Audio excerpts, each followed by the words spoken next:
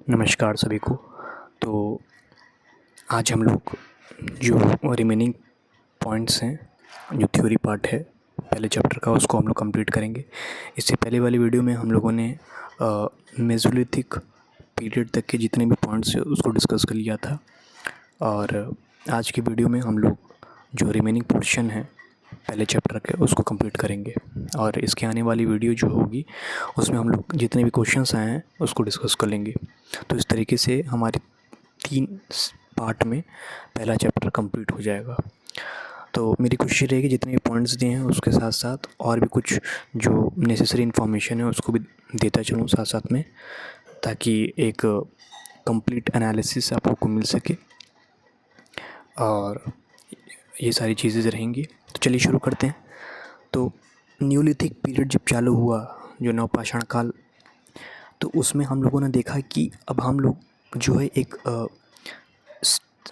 Stable life जीना शुरू करते हैं। हम लोगों ने एग्रीकल्चर को स्टार्ट किया। हम लोगों ने कृषि का जो प्राचीनतम जो साक्ष्य है, जो कृषि एक तरीके से जो एक स्टेबल फॉर्म में आई एग्रीकल्चर, वो इसी पीरियड में आई। तो अर्लीस्ट एविडेंसेस की बात करें तो हम इंडियन सब कॉन्टिनेंट में लगभग 9000 से लेकर 7000 BC तक हम लोग को राइस कल्टीवेशन के वो एविडेंसेस मिलते हैं। ये लहुरा देव यूपी में पड़ता है, लहुरा देव, वहाँ से आपको ये एविडेंस देखने को मिलेगा, सबसे ओल्डेस्ट। और एक इम्पॉर्टेंट साइट है मेहरगढ़, ये वीट के लिए बहुत इम्पॉर्टेंट है। यहाँ अर्लीस्ट एविडेंस मिला है, तो गेहूँ के प्रमाण है।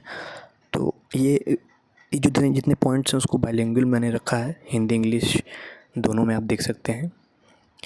तो और कोशिश रहेगी कि मैं दोनों पॉइंट्स को कवर करते चलूँ, चाहे वो इंग्लिश हो चाहे हिंदी हो।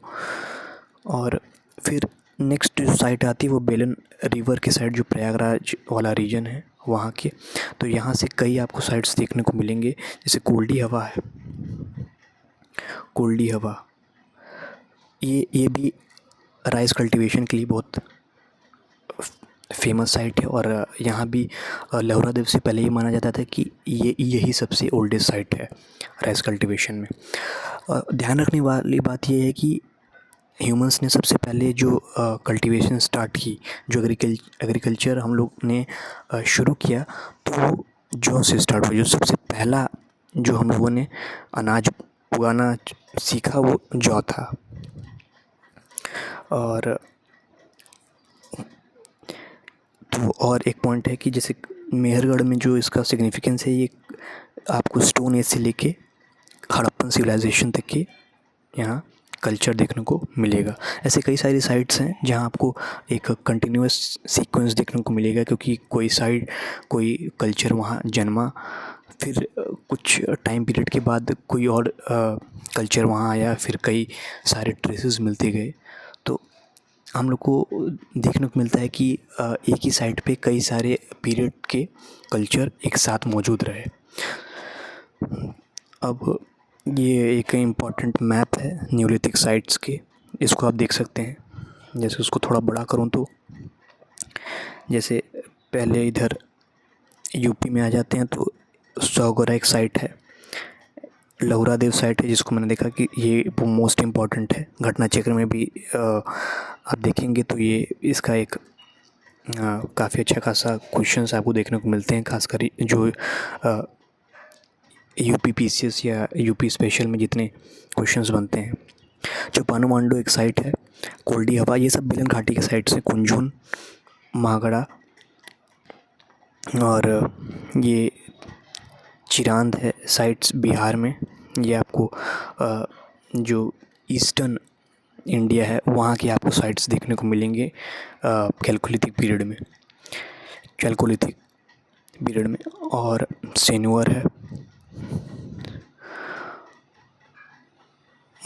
बारूडी है, ये झारखंड में है। और जैसे कुचाई साइड से कुचाई है, महिषदल है, और पोंडू राजड़ ढिब्बी है, ये अंजीरा है, गोलबिला शासन है, और ये कई सारी साइट्स हैं। ये बंगाल के भी कुछ साइट्स हैं जो इम्पोर्टेंट हैं, जैसे ये वाला जो है पांडु और राजा ढिब्बी महिषदाई एरेंदा हो सकता है, बोलने में थोड़ी परेशानी हो, एरेंडा साइट है। और ये नॉर्थ ईस्टर्न स्टेट्स के साइट हैं। वैसे ये आप इसको देख सकते हैं, दुजाली होडिंग, नापचिक। फिर आते हैं, हाँ यहाँ से कुछ आपको साइट्स देखने को मिलेंगी, जैसे आहार साइट है, ये जो मेवाड़ वाला रीजन है राजस्थान का, वहाँ आपको देखने को मिलेगा।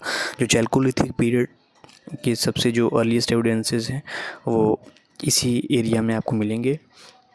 और यहाँ जो कॉपर है वो काफ़ी अच्छी खासी मात्रा में आपको देखने को मिलता है। तो इन सारी साइट्स के बारे में हम लोग आने वाले वीडियोज़ के बारे में डिस्कस करेंगे।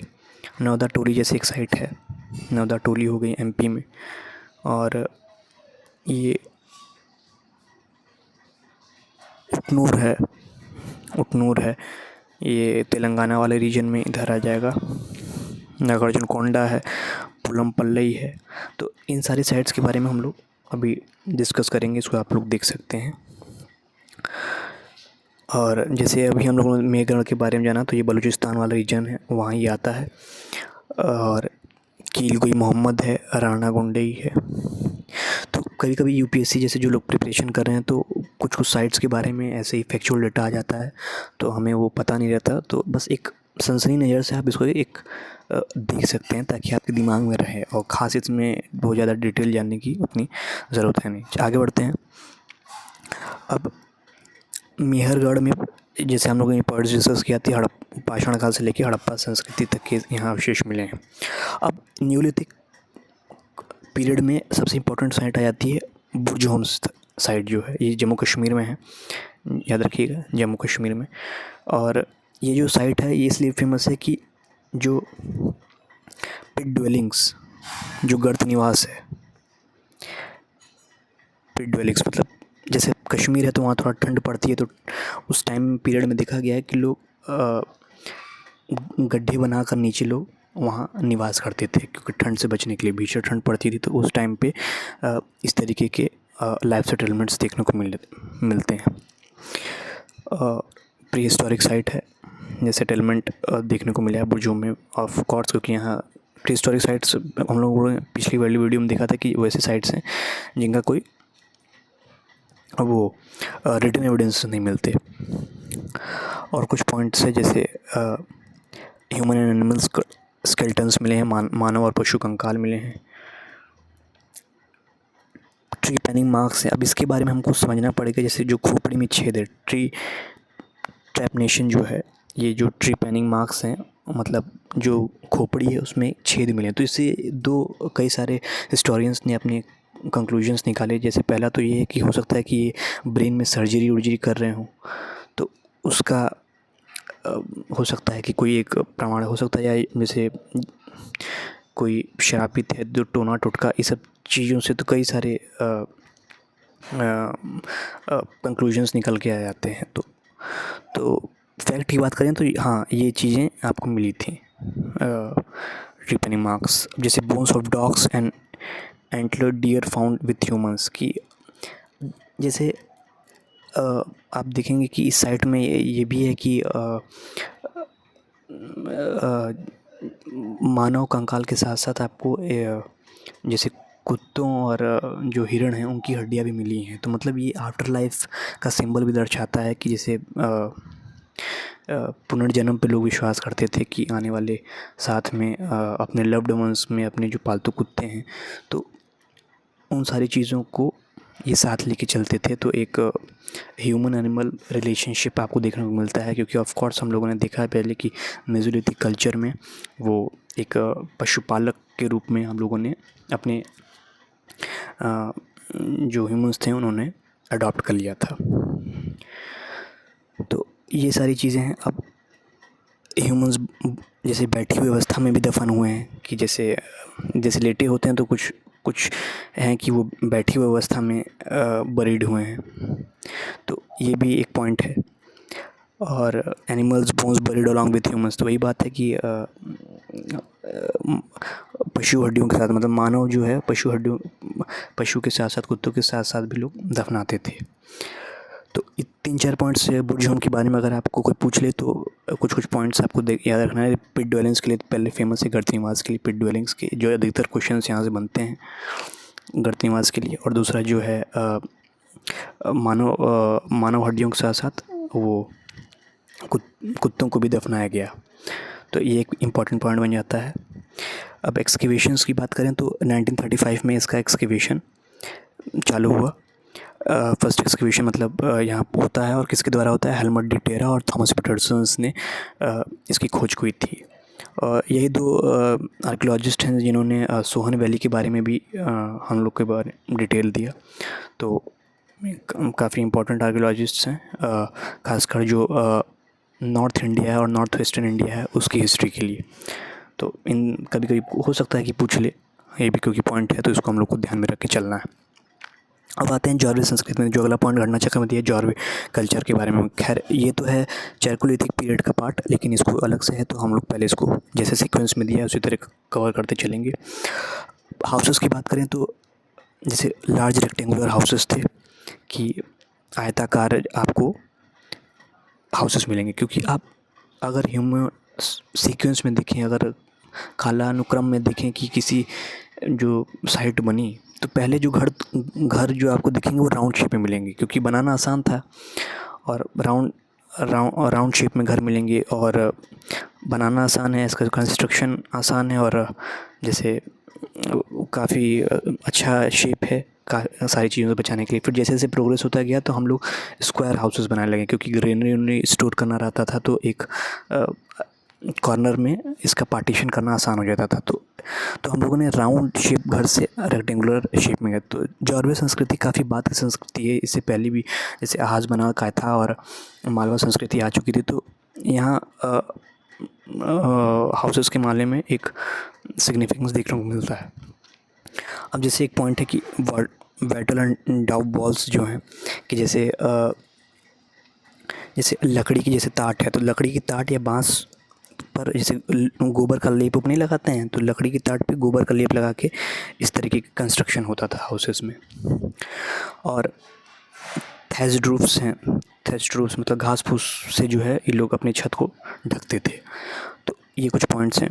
मिट्टी फूस की दीवारें, छत जो है, और ये भी आफ्टर लाइफ पे विश्वास करते थे, पुनर्जन्म पे, मृत्यु के बाद भी जो हो जीवन में विश्वास रखते थे।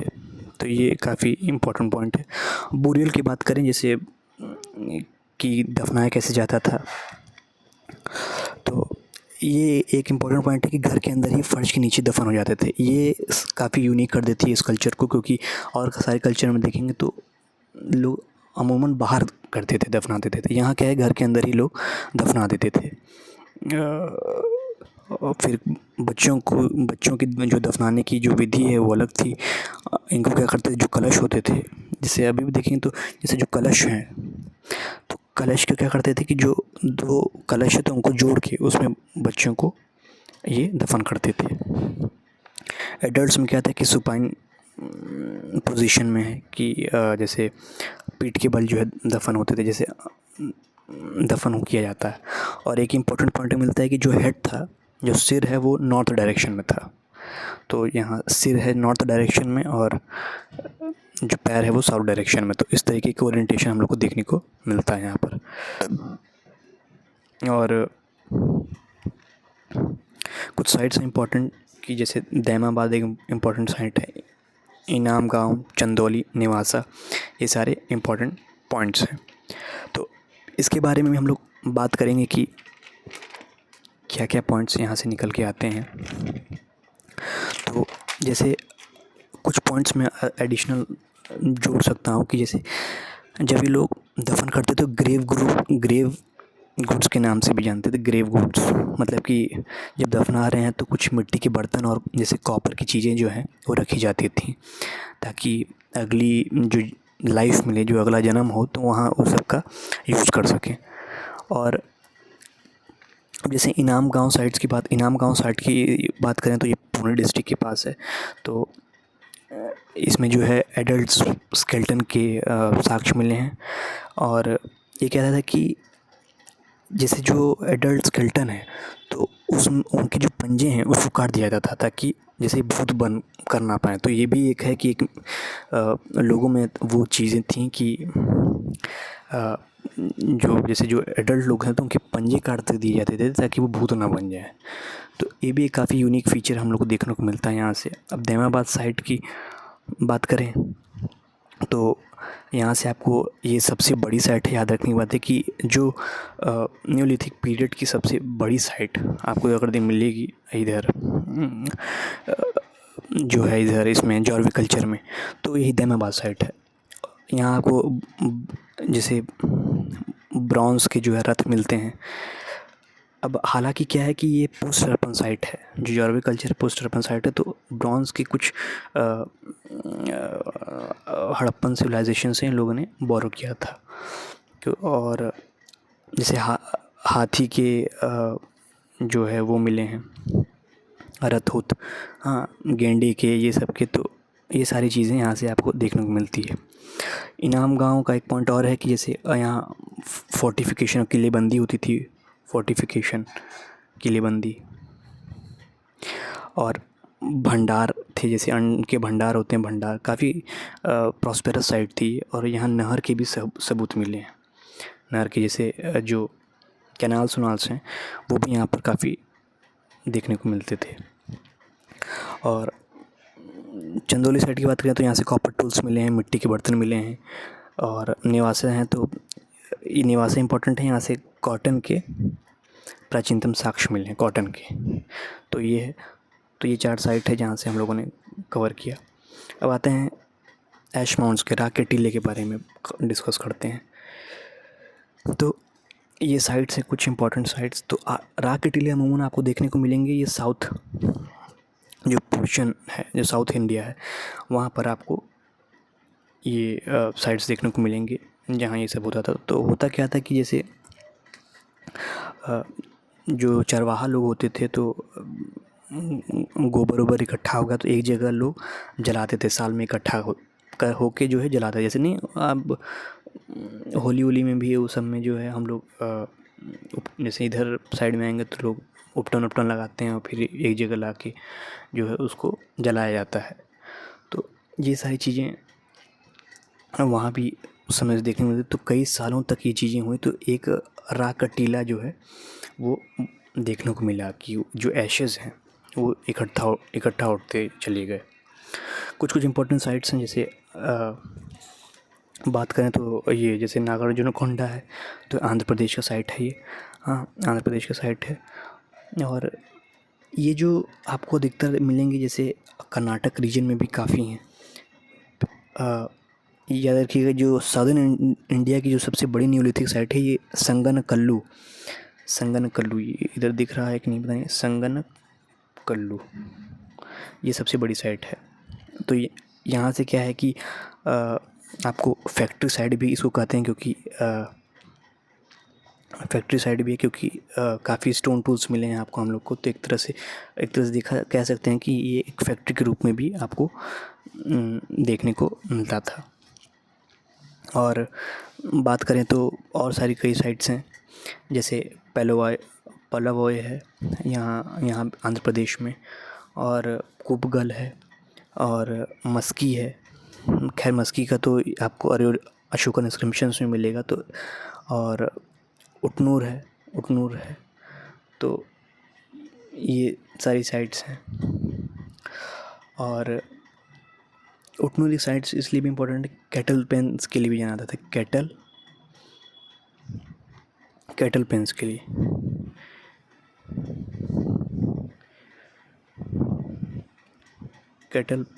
लिए, मतलब जैसे जानवरों के जो हैं उनको घेरे बनाने के लिए, जानवरों के घेरे बनाने के लिए। तो ये कुछ साइट्स हैं। पलमपल्ली है, टी नरसीपुर है, हेमलेज है,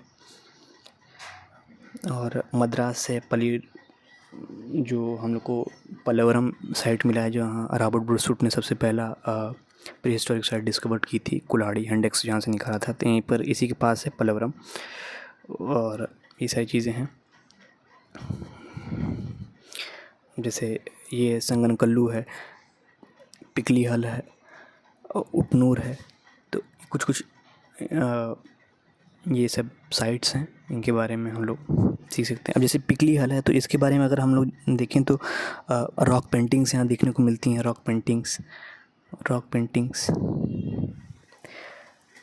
पेंटिंग्स हैं। और जैसे पेस्टोरल लोग हैं, जो चरवाहा लोग हैं, क्योंकि जैसे ऐश माउंट्स जहाँ जहाँ मिले हैं तो वो इसीलिए मिले क्योंकि वहाँ चरवाहा जो एक कम्युनिटी थी, जो पेस्टोरल कम्युनिटी थी, वो बिलोंग करती थी, तभी आपको रॉक के टीले देखने को यहाँ पर मिलेंगे। कर्नाटका में है, याद रखिएगा।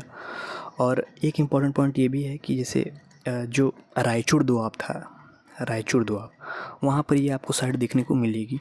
रायचूर दोआब मतलब जो दोआब मतलब ये बोलते हैं जैसे दो नदियों के बीच का जो एरिया रहता है उसको दोआब बोलते हैं। और यहाँ पर बेसिकली दो नदियाँ कौन कौन सी थी? पहली थी कृष्णा और दूसरी थी तुंगभद्रा नदी। तो ये दो नदियाँ थी, उनके बीच का जो एरिया है उसमें कई साइड्स आपको देखने को मिलेगी। तो कई क्या क्या मेन आप पॉइंट यहाँ से निकल सकते हैं कि जैसे जो सदर्न इंडिया था वहाँ कौन कौन से पॉइंट मिल सकते हैं कि जैसे रागी और पल्सेस के बारे में। यहाँ जैसे मोस्टली इंडिया में, नॉर्थ इंडिया में आएंगे तो वीट रूट का चलन था उस टाइम पे, और अभी भी देखेंगे तो आप यहाँ से निकाल सकते हैं कि कैसे सारी चीज़ें इवॉल्व होती चली गई। दूसरा क्या था कि ऐश माउंट्स मिला रॉक के टीले, तो एक हम लोग को पता चला कि एक पेस्टोरल जो है चरवाहा कम्युनिटी है वो भी है। और रॉक आर्ट के बारे में यहाँ से इस एरिया से हम लोग को देखने को मिलता है, रॉक आर्ट के बारे में। और एक है कि जो स्टोन टूल्स वो काफ़ी हैं। माइक्रोलिथिक जो टूल्स होते हैं, माइक्रोलिथिक टूल्स वो देखने को मिले। जैसे burned remains of seasonal camps of Neolithic herdsmen, नवपाषाण पशुपालकों के अस्थायी शिविर के जले हुए अवशेष, तो अग्नि का प्रयोग यहाँ देखने को मिलता है। अब न्यूलिथिक पीरियड में एक इम्पॉर्टेंट पॉइंट ये आता था कि हम लोगों ने एक कंट्रोल्ड फायर का इस्तेमाल करना सीख लिया था। जैसे पैलियोलिथिक पीरियड या और आने वाले टाइम लाइन में जो है हम लोगों ने आग के बारे में जानते होते थे, लेकिन एक कंट्रोल्ड जो यूज़ होता है उसके बारे में हम लोग को नहीं जानकारी थी। अब यहाँ से हम लोगों ने एक कंट्रोल्ड यूज़ के बारे में जाना कि कैसे उसको एक सिस्टमेटिक प्रॉपर यूज़ कर सकते हैं।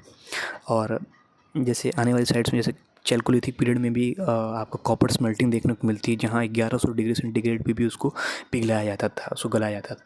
तो ये सब कैसे हुआ? क्योंकि हम लोगों ने एडवांस हो चुके थे उस टाइम पीरियड तक, और हम लोगों ने जान लिया था कि कैसे इसका एक प्रॉपर यूज़ किया जा सके। तो first was used Neolithic period, of course ये पॉइंट है।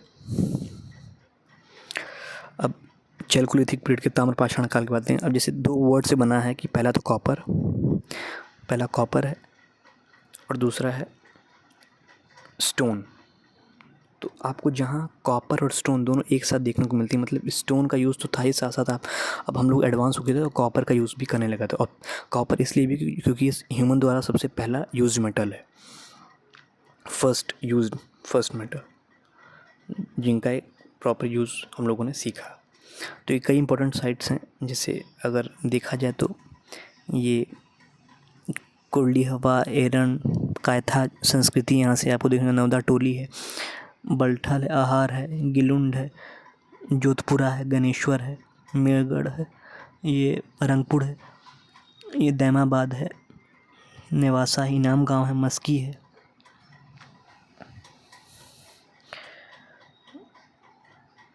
ये संगनकल्लू है, पिकली हल है, हल्लूर है, ब्रह्मगिरी है, याकाबाई सासम है। तो ये सारे कुछ साइट्स हैं जो चैल्कोलिथिक पीरियड के लिए इम्पोर्टेंट है।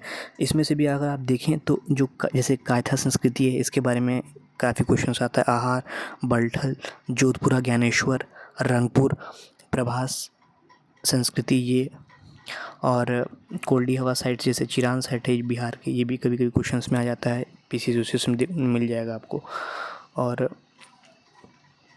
और बात करें तो जैसे दैमाबाद है तो हम लोगों ने भी डिस्कस किया है। जैसे जॉरवे संस्कृति थी तो दैमाबाद खाली ये जॉरवे में नहीं थे, क्योंकि आप देखेंगे कि हर साइड का एक कंटिन्यूस सीक्वेंस मिलता है।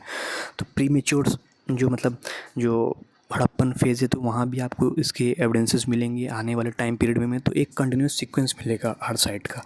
कुछ टूल्स ऐसे हैं, कुछ टूल्स ऐसे पॉटरी हम लोग को ऐसी मिली जो उस टाइम फ्रेम की थी, कुछ पुरानी थी। तो सारी चीज़ें आपको देखने को मिली। जैसे जॉरवे है, नेवासा है, इनाम गाँव है, मस्की है, ये सारे पॉइंट्स हैं।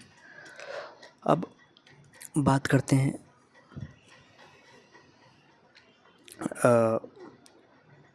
जैसे अब ऊपर जो पेस्टोरल कम्युनिटी की अगर हम लोगों ने बात किया था, एक पॉइंट वहाँ और ऐड किया जा सकता है कि ये जो है इसमें जो एफ.आर.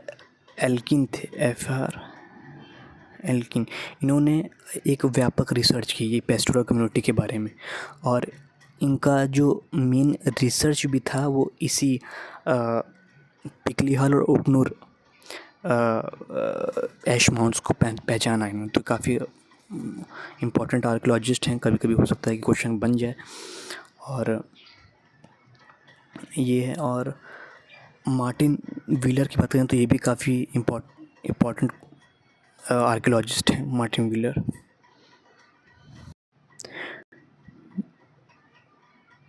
ये भी काफ़ी इम्पोर्टेंट है मार्टिन व्हीलर, क्योंकि इन्होंने व्हीलर की बात करें तो इन्होंने स्ट्रैटिग्राफिक टेक्निक के बारे में, मतलब कि जो लेयर्स बाई हम लोग भी जो एक्सकेवेशंस करते हैं, जो खुदाई होती है, तो वो जो सॉइल के लेयर्स हैं उनकी स्टडी कि हर लेयर पे कौन कौन सी मिट्टी पुरानी, कौन सी नई है, तो उसका जो एक प्रॉपर स्टडी होता है, जिससे हम लोग जान पाते हैं कि एक कंटिन्यूस सीक्वेंस हम लोग को जो मिल पाता है उसी एक पर्टिकुलर रीजन में। जैसे इन्होंने ब्रह्मगिरी है एरिया, जो अशोक एम्पायर में भी काफ़ी इम्पोर्टेंट हुआ, तो उसका वहाँ से फिर ये कंटिन्यूस सीक्वेंस हम लोग को देखने को निकाला कि कैसे ये पैलियोलिथिक से जो है और आने वाले टाइम पीरियड तक जो है इसका एक इम्पोर्टेंट रिमार्क रहा। तो ये कुछ मोर इम्पोर्टेंट पॉइंट्स सोचा बता दूं, और आगे चलते हैं वही जो जहाँ हम लोग थे चैल्कोलिथिक पीरियड में। तो ताम्रपाषाण काल की यहाँ पर तांबा और पत्थर दोनों एक साथ यूज होने लगे। अब जैसे ये मालवा संस्कृति का पॉटरी देखिए। अब पॉटरी का भी अपना एक अलग सिग्निफिकेंस है, क्योंकि पॉटरी से क्या होता है कि हम लोग पॉटरी से ही क्यों सारी चीज़ें को आप देखेंगे, जैसे black and red ware pottery, black on red और जो वेयर पॉटरी होता है, ओसीपी जो होता है ऑकरी कलर की, जो गेरुआ रंग का भांड होता है, तो वो देखने को हम लोग को मिलता है। तो उससे ये क्यों होता है, क्योंकि वो मिट्टी के अंदर जाते हैं तो वो ख़राब नहीं होते, डिकम्पोज नहीं होते, और चीज़ों से वो, क्योंकि जब काफ़ी हाई टेम्परेचर पे उसको मिट्टी को अगर जब सींचा जाता है, उसको गढ़ा जाता है, तो वो एक अपना एक स्ट्रक्चर ले लेता है जिससे वो ख़राब नहीं होता। तो और जो उस पे जो नक्काशी की गई है, उस पे जो पेंटिंग्स की गए हैं, तो उसके द्वारा हम लोग भी उन चीज़ों के बारे में जानकारी पता कर सकते हैं। तो पॉटरी काफ़ी एक इम्पॉर्टेंट पार्ट हो जाता है आर्कियोलॉजिस्ट के लिए सर्च करने के लिए। अब आते हैं सेटलमेंट्स करें तो अब चैल्कोलिथिक पीरियड में हम लोग एंटर कर चुके हैं। तो पहला जो इम्पोर्टेंट रीजन था वो साउथ ईस्ट राजस्थान का है, जिसको हम लोग मेवाड़ वाला रीजन बोलते हैं, मेवाड़ वाला। तो यहाँ पर ही आपको जो है आहार बनास संस्कृति मिलेगा, आहार बनास कल्चर। आहार बनास नदी है, तो बनास नदी से ये आहार बनास कल्चर बना। कि अब कोई भी जैसे बेलन घाटी है, सोन घाटी है, तो वो नदियों के नाम पर ही पड़ गए, क्योंकि अधिकतर आप जैसे टाइम पीरियड की बात कर रहे हैं, तो ये जो कल्चर डेवलप होता है वो नदियों किनारे, क्योंकि वहाँ से सिंचाई उचाई आसान हो जाती है, वहाँ से खेती होती है, तो उस नदियों के किनारे पलने और बढ़ने वाली जो संस्कृति होती है, हम लोग उसी पे ही डिपेंडेंट रहते हैं, तो उसका ही नाम आ जाता है। तो खैर इस पे आगे बात करते हैं। अब जैसे आहार संस्कृति की बात करूँ मैं, आहार संस्कृति की, तो ये इसलिए भी इम्पोर्टेंट था क्योंकि यहाँ पर आप देखेंगे कि कॉपर का यूज़ काफ़ी होने लगा। अब यहाँ तक ये भी था कि ये स्टोन का यूज़ लगभग ना बराबर था, ये कॉपर का ही यूज़ करते, क्योंकि राजस्थान में जानते हैं कि जो खेतड़ी माइंस हैं तो काफ़ी अच्छा वो जो है एक और था जहाँ से कॉपर सप्लाई होता था। आप इंडस वैली सिविलाइजेशन में, सिंधु घाटी सभ्यता में भी देखेंगे तो वहाँ से ये लोग सप्लायर थे एक तरह से। और जैसे जो ज्ञानेश्वर वाला जो एरिया है राजस्थान का, वहाँ भी कॉपर सप्लायर थे। ये लोग सप्लाई करते थे कॉपर, काफ़ी अच्छी मात्रा में था। तो अब स्वाभाविक सी बात है कि ये लोग वो सारी चीज़ें जान चुके थे। कॉपर स्मेल्टिंग के बारे में, जैसे कॉपर को पिघलाया कैसे जाता है, गलाया कैसे जाता है, हाँ, कितने टेम्परेचर पे रखा जाता है, भट्टी पे कैसे, जो फर्नेसेस होते हैं उन भट्टियों का कैसे यूज़ करना है, कैसे उसको रखना है। तो ये सारी चीज़ों के बारे में जान गए थे। अब जैसे आहार संस्कृति को, इसीलिए हम लोग आहार शहर को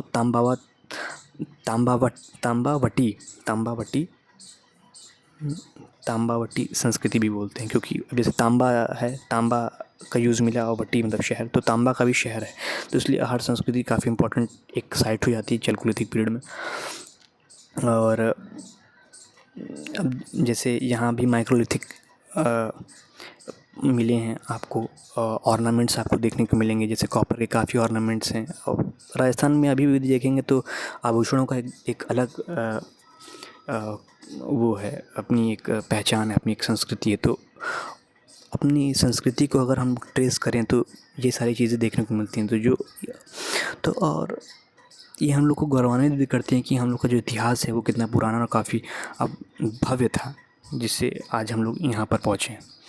तो आगे बात करते हैं, जैसे ऑर्नामेंट्स आपको देखने को मिलते हैं, और कई सारे जैसे बैंगल्स, चूड़ियाँ हो गई, चूड़ियों के लिए फेमस था चूड़ियाँ, और कई सारे जो है आभूषण आपको यहाँ से देखने को मिलेंगे।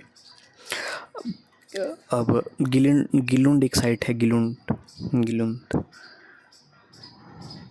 तो यहाँ से आपको बेक्ड ब्रिक्स मिलेंगे, मतलब कि जो भट्टी पे नहीं ईंटें बनाए जाते हैं, तो बेक्ड ब्रिक्स आपको यहाँ से, पकी हुई ईंट आपको यहाँ से गिलुंड एरिया से मिलेगा। ये एक साइट है। और एक पूरा फोकस कॉपर ही पर था जो है। अब आते हैं वेस्टर्न मध्य प्रदेश। अब ये जो रीजन है ये भी काफ़ी इम्पोर्टेंट हो जाता है। तो पहला, इस रीजन को बोलते हैं मालवा रीजन, जो मालवा का एरिया है, मालवा का एरिया, वो ये साइड जो है काफ़ी इम्पोर्टेंट होती है कि यहाँ ये इसलिए भी इम्पोर्टेंट है, जैसे हम लोगों ने ऊपर जो इमेज देखा था, ये जो पॉटरी का, ये मालवा रीजन का ही पॉटरी है। तो आप देख सकते हैं किस तरीके की नक्काशी की गई है, और ये अपने ख़ास यूनिक फीचर्स के लिए ये फेमस थी। और जैसे ऑरेंज रेडिश कलर तक की पॉटरी की जाती थी, इस पे जो सिमेट्रिकल पैटर्न्स बनाए जाते हैं वो उसके लिए ये फेमस थी। तो मालवा रीजन जो है बेसिकली अपने पॉटरी के लिए काफ़ी फेमस था, मालवा जो कल्चर था। तो यहाँ के जो मृदभांड थे उनके लिए काफ़ी फेमस था ये।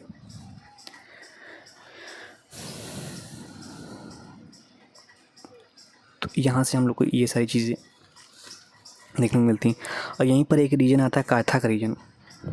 कायथा जैसे हम लोगों ने ऊपर देखा था, ये मालवा रीजन से भी पुराना है। तो क्वेश्चन अगर आ जाए आपको अरेंज करने के लिए तो याद रखिएगा, कायथा जो रीजन है वो मालवा रीजन से काफ़ी पहले ट्रेस होता है। जो इसकी साइट है ये भी वहीं मध्य प्रदेश में आता है आपका साइट। और एरण एक साइट है, एरण यहीं इसी मालवा रीजन में एरण। यहाँ से आपको किलेबंदी देखने को मिल जाएगी, फोर्टिफाइड सेटलमेंट आपको देखने को मिल जाता है। तो और जो कायथा साइट था, वहाँ एक यूनिक पॉटरी आपको देखने को मिलेगी जो चॉकलेट रंग की है, मतलब जो चॉकलेट रंग के चॉकलेट स्लिप्ड वेयर है, स्लिप्ड वेयर।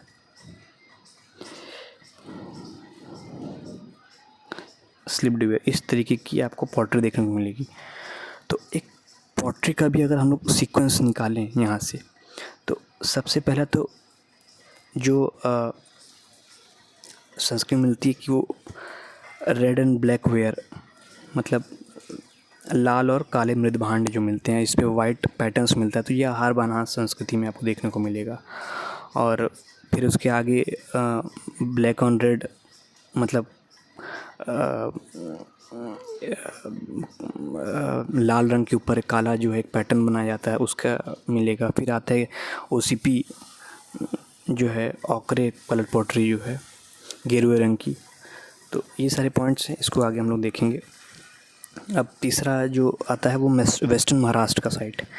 वेस्टर्न महाराष्ट्र ये भी चैलकुलिथिक पीरियड का ही पार्ट है। अब यहाँ भी कई इंपॉर्टेंट साइट्स आपको देखने को मिलेंगी, जैसे जो जौरवी संस्कृति हम लोगों ने ऊपर डिस्कस किया, जो दैमाबाद की साइड थी, जो इनाम गांव की साइड थी, पुणे डिस्ट्रिक्ट में जो आती है, इनाम गांव की, दैमाबाद की, हाँ, और नेवासा चंदौली, ये सारी जो साइट्स हैं, जो जौरवी कल्चर हम लोग को देखने को मिलता है। जौरवी कल्चर ये यही वेस्टर्न महाराष्ट्र का साइट है। यहाँ पर एक साइट और आती है सेलवासा साइट।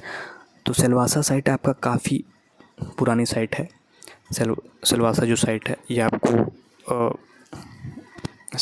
अरेंज करने को दिया जाए तो ये काफ़ी पहले आएगा। और आप एक चीज़ देखिए, नोटिस करेंगे, जो वेस्टर्न मध्य प्रदेश है और वेस्टर्न महाराष्ट्र है, यहाँ का अगर आप जो हाउस स्ट्रक्चर है उसको देखेंगे तो लगभग सिमिलर उस टाइम पीरियड में आपको देखने को मिलेगा। जैसे हम लोगों ने रेक्टेंगुलर वो हाउस स्ट्रक्चर के बारे में जाना, सारी चीज़ें जानी, तो ये एक इम्पॉर्टेंट फीचर देखने को मिलता है। तो याद रखिएगा, जौरवी संस्कृति काफ़ी बाद की संस्कृति है। जैसे पहले आहार बना संस्कृति, फिर कायथा संस्कृति, और फिर मालवा संस्कृति, फिर बाद में जौरवी संस्कृति। तो ये एक इम्पॉर्टेंट क्रोनोलॉजिकल ऑर्डर होगा। कभी कभी हम लोग आहार बनास और जो कायथा संस्कृति उसको एक साथ लिख देते हैं, लेकिन जो टाइम पीरियड है वो एग्जैक्ट उतना एग्जैक्टली मिल नहीं पाता है। तो आहार बनास संस्कृति तो जैसे 3000 BC से ही वो लगभग शुरू होती, मतलब उसके पहले एविडेंसेस वहीं से मिलते हैं। तो काफ़ी पुरानी है, कुछ साइट्स पुरानी है, कुछ साइट्स नहीं है, तो उतना नहीं है। कुछ साइट्स हैं, जैसे अब कायथा के बाद ही मालवा आया, संस्कृति के बारे में हम लोग को जानकारी मिलती है, फिर मालवा के बाद जौरवे। तो ये एक ऑर्डर आपको मेन याद रखिए। अब आते हैं, अब जैसे एक साइट है नवदा टोली। तो नवदा टोली की बात करें तो ये जैसे नवदा टोली आपका ये रहा, ये नवदा टोली है, ये नर्मदा घाटी की साइट है, जो नर्मदा नदी है, नर्मदा नदी के सदर्न बैंक पर ही स्थित है। अभी देखा जाए तो ये खड़गाना डिस्ट्रिक्ट जो है MP का, वहाँ पर आता है। इसका पहला जो खोज था SD संकालिया ने किया था, याद रखिए, इंपॉर्टेंट क्वेश्चन है। SD संकालिया ने, काफ़ी सुप्रसिद्ध जो है आर्कियोलॉजिस्ट है। तो ये एक इम्पॉर्टेंट पॉइंट है। अब नवदा टोली से जो एक इम्पॉर्टेंट हम लोग को जो फीचर देखने को मिलता है कि जैसे अगर घरों की बनावट देखें तो एक सिस्टमेटिक पैटर्न आपको देखने को मिलेगा। यहाँ से एक सिस्टमेटिक पैटर्न देखने को मिलेगा। तो जो अब यहाँ से क्या है कि आपका जो शेप है वो राउंड शेप के थे, राउंड शेप के आपको घर देखने को मिलेंगे। फिर शुरू में, फिर बाद में जैसे जैसे शुरू में बताया जैसे राउंड है, फिर रेक्टेंगुलर बना, रेक्टेंगुलर शेप। तो अब जैसे घटना चक्र में दिया है, तो घटना चक्र में ये है कि आपका जो रेक्टेंगुलर जो साइज़ के घर थे वो 2x2.2 साइज़ के घर आपको देखने को मिलेंगे, रेक्टेंगुलर घर। और जो राउंड शेप के घर थे, जो राउंड शेप के घर थे वो आपका 3 मीटर के डायमीटर के घर आपको देखने को मिलेंगे। ये कुछ फैक्ट्स हैं जो घटना चक्र में दिए हुए हैं, तो मैंने सोचा कि इसको भी कवर करते चलूँ। और स्ट्रक्चर भी उसी तरह जैसे हम लोगों ने पहले डिस्कस किया था कि जो स्ट्रक्चर है वही, जैसे घास फूस जो उस छत है वो घास फूस से बनते थे। फिर ट्री ब्रांचेस का यूज़ होता था, लीव्स का यूज़ होता था। तो उन सब चीज़ों से हम लोग ये जो घरों की छत है उसको बनाते थे। और घरों की छत के बारे में हो गया। फिर अब वुडन पोस्ट्स, जैसे जो लकड़ी के खम्भे हैं, लकड़ी के खम्भे का यूज़ हुआ था। तो अब जैसे आप घर को देखिए तो घर को आपको देखने को पता चलेगा, जैसे ये जो लकड़ी खम्भे हैं, फिर ऊपर घास फूस से घर बनाया गया। और अब ज़मीन का जो अगर देखें, अब उस समय का देखिए कितने एडवांस अब चीज़ें होने लगी थी।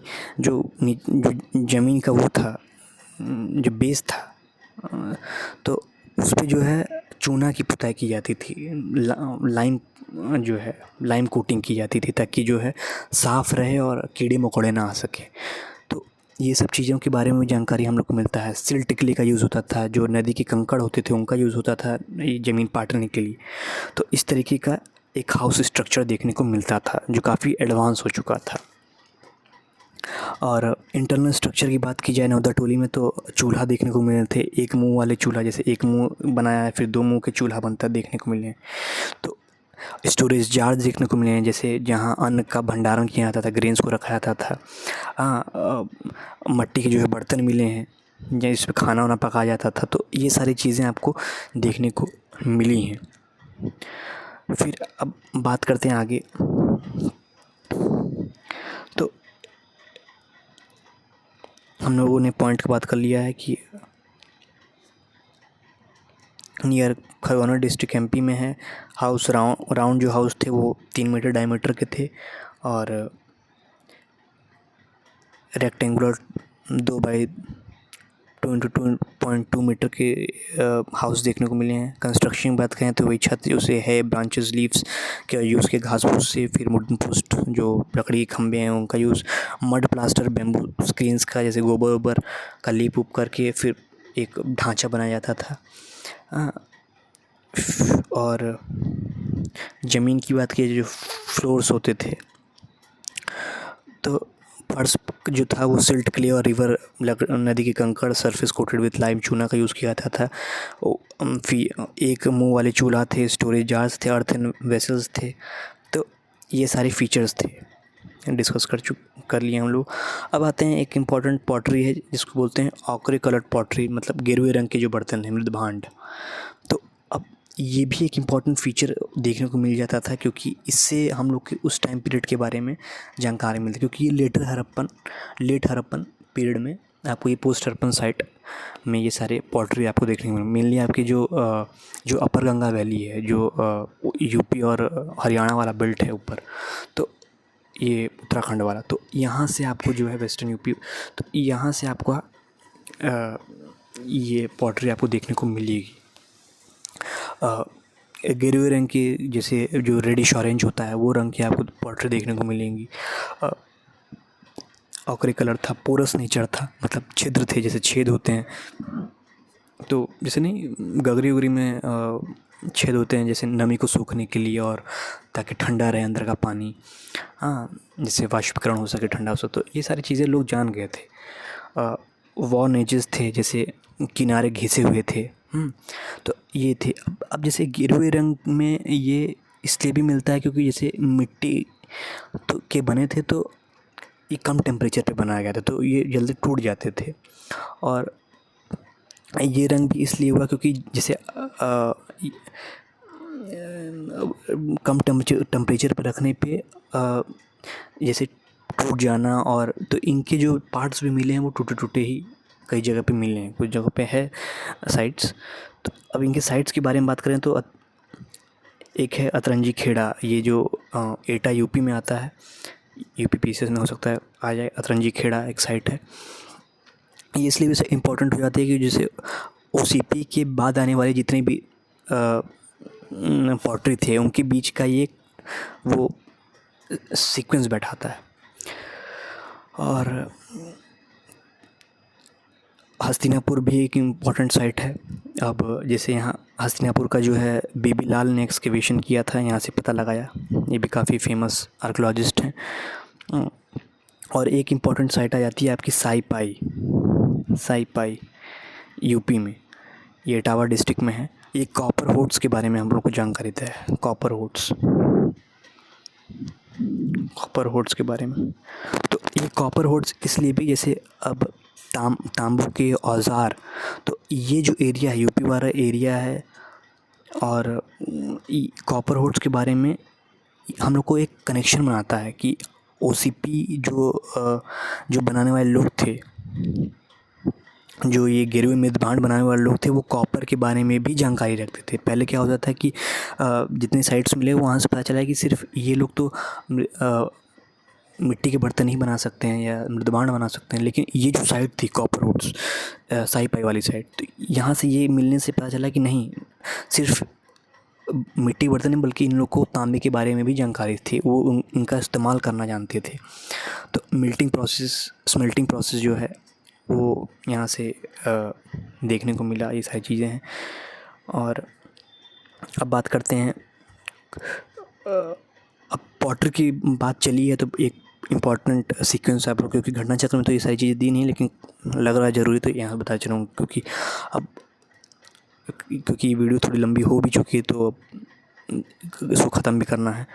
तो जैसे चैल्कोलिथिक जो पीरियड था, वहाँ आपको चैल्कोलिथिक पीरियड में आपको ब्लैक रेड वेयर पॉटरी आपको देखने को मिलेगी, और जो वैदिक एज है वहाँ आपको पेंटेड ग्रे वेयर पॉटरी देखने को मिलेगी। पेंटेड ग्रे मतलब जो चित्रित धूसर मृदभांड जो होता है चित्रित वाले। और जो चैल्कोलिथिक पीरियड में एक साइट आपको देखने को मिलेगा, वो जो गुजरात का रीजन है रंगपुर का, तो रंगपुर और प्रकाश का जो रीजन है, प्रभास और रंगपुर वाला जो रीजन है वो लस्टरस रेडवेयर के लिए जाना जाता था। जो प्रभास और रंगपुर वाला रीजन है गुजरात का, वहाँ आपको लस्टरस मतलब ये सिर्फ इकलौती ये जो एक कल्चर है वहीं पर हम लोग को देखने को मिला कि चमकीले मृदभांड भी आपको देखने को मिलेंगे। तो कुछ इंपॉर्टेंट फैक्ट्स थे यहाँ से मृदभांड को लेके, पॉटरी को लेके।